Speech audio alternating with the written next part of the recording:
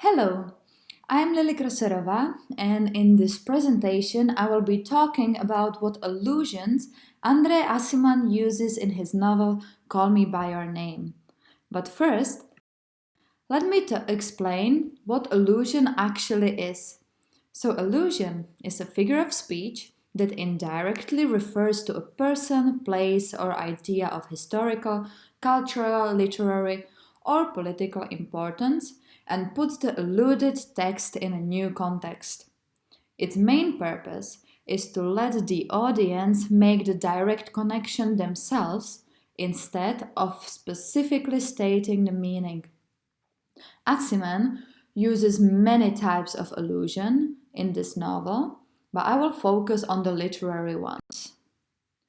Call Me By Your Name is an incredible and sensual novel about a growing relationship between Elio, 17 years old American Italian Jewish boy, and Oliver, 24 years old American Jewish scholar. The novel is placed in 1980s Italy.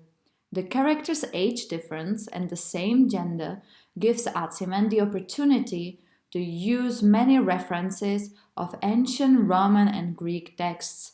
He specifically alludes to Ovid's Metamorphoses and Plato's Symposium. He uses characters from those two pieces as a template for both Elios and Oliver's personalities and their actions. Because Elio is really knowledgeable and intelligent, even though he says he only knows the unimportant things like literature and music, and because the whole piece is written in first person, the used language is poetic and alludes to authors and their pieces in very indirect way. Those allusions are many times so indirect that if the reader has no knowledge of Greek and Roman texts, they might not be able to notice those references and will just focus on the picturesque use of language. In the first part of the novel, Elio compares the relationship he has with Oliver to the friendship between Glaucus and Diomedes that appears in a minor part of the Iliad, Book 6. The story is about Glaucus and Diomedes who meet on the battlefield, find out their fathers are friends, and so they exchange their armor, even though Diomedes' bronze armor is worth 9 oxen and Glaucus' golden armor is worth 100 oxen. By that, Elio shows that he accepts this asymmetry in his relationship with Oliver, where in this case, Elio as Glaucus feels he has more affection for Oliver than Oliver as Diomedes for him. It's not a surprise that in a story as sensual as Call Me By Your Name, Elio's description of his physical response to Oliver reflects Sappho's love symptoms. They both express the physical pain of upset heart caused by love. Elio also uses Sappho's poetic language to highlight his feelings towards Oliver. The whole paragraph is dedicated to Elio's feelings, and each one of them alludes to Sappho's love symptoms. For example, when Elio says, "Fire tore through my guts," Sappho writes about it as, "At once a thin fire runs under my skin." Aciman uses repetition throughout the novel and often refers to Ovid's myth about Echo and Narcissus. The characterization of Echo appears in both Elios and Oliver's actions. On the one hand, Oliver mirrors Echo's use of language when he only repeats what Elios said, as well as Echo is not able to speak on her own. But on the other hand, Elio is not composing his own music, he only transcribes other authors' work. In this particular scene, Elio plays on guitar and that draws Oliver's attention. When Elio asks if he should play the same one as the song he played before, Oliver enacts Echo's restricted language and simply repeats the same one. As we see, Oliver also turns Elio's statement into a question when Elio says, "I thought you hated it," and Oliver asks, "Hated it?" Just as Echo does to Narcissus when he had said, "Is anyone here?" and Echo responded, "She's here." In Metamorphosis, Ovid describes Echo by saying, "Nevertheless, she repeats these words at the conclusion of his speech and gives back the expressions she has heard."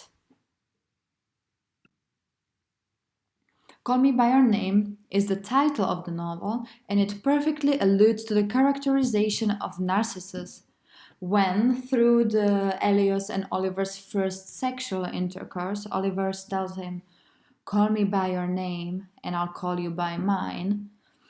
We can see that in their relationship, they both want to see themselves in the other, as well as Narcissus in the second abstract shows that he enjoys Echo's reactions because they are his own. And in this part, Eliot describes Oliver's eyes as the lovely clear pool, referencing to the pool that reflects Narcissus' gaze. Narcissus' reflection is secretive to him, just as Eliot seems to Oliver, who is watching him. In this case, both Eliot and Narcissus convey signs of being pursued and pursuing.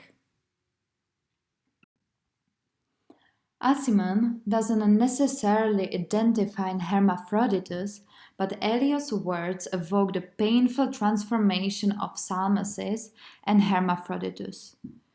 The breathtaking description of the nature from Monet's painting is connected to the spot where Hermaphroditus and Salmacis become one because of Salmacis' lust for him.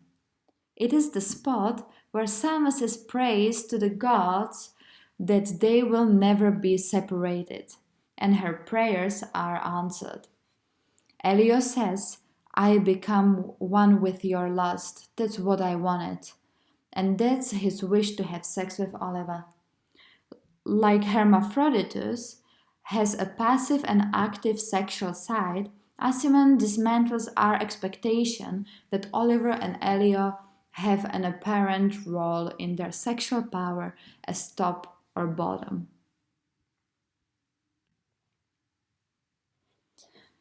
Even though Elio doesn't explicitly mention any particular character in the poem, we can connect this part to a Daphne and a Syrinx.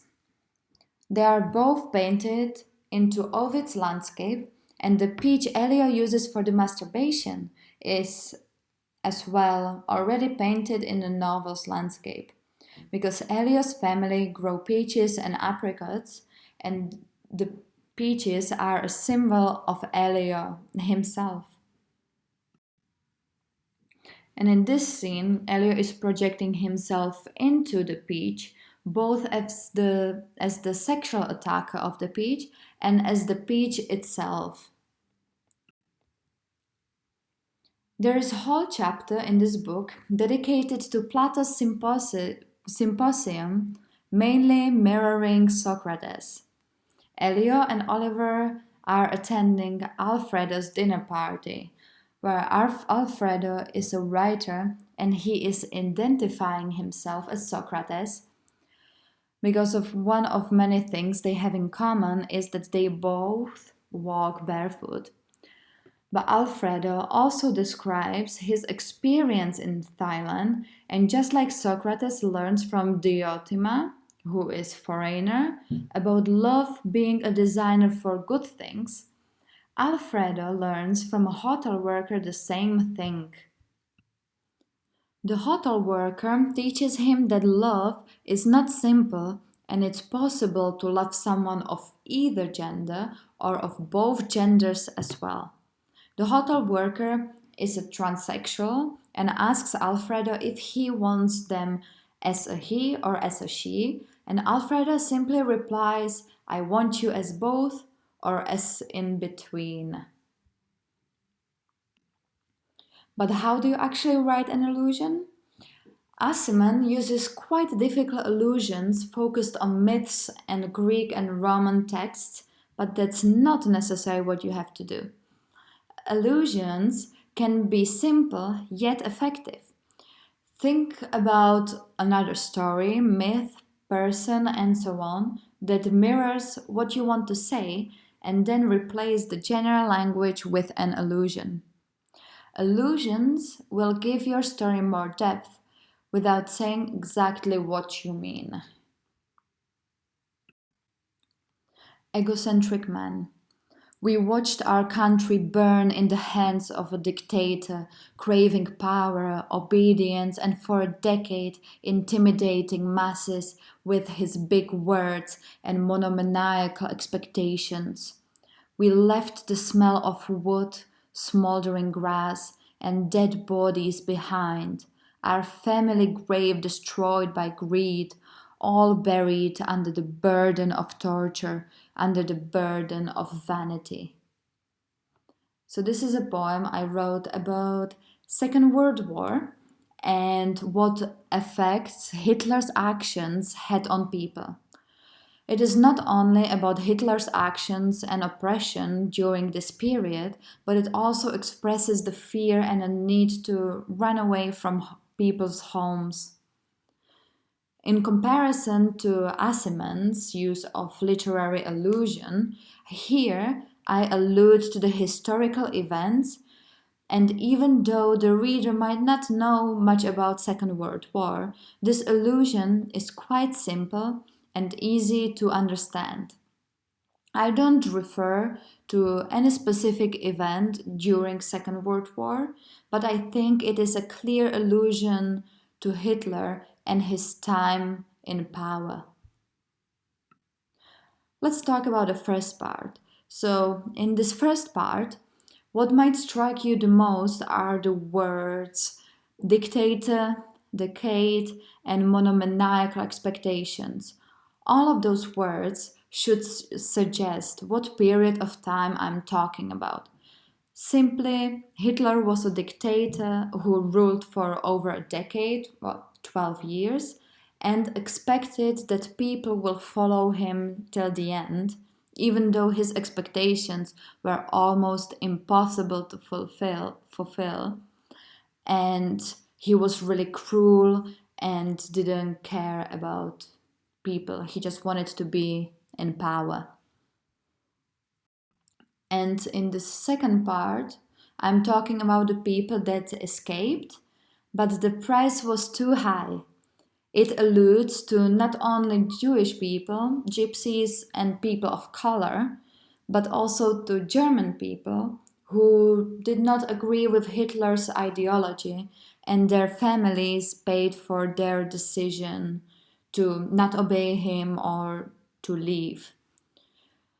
The word greed is an important part of this text because, in my opinion, it is a perfect word for describing not only Hitler but also other dictators.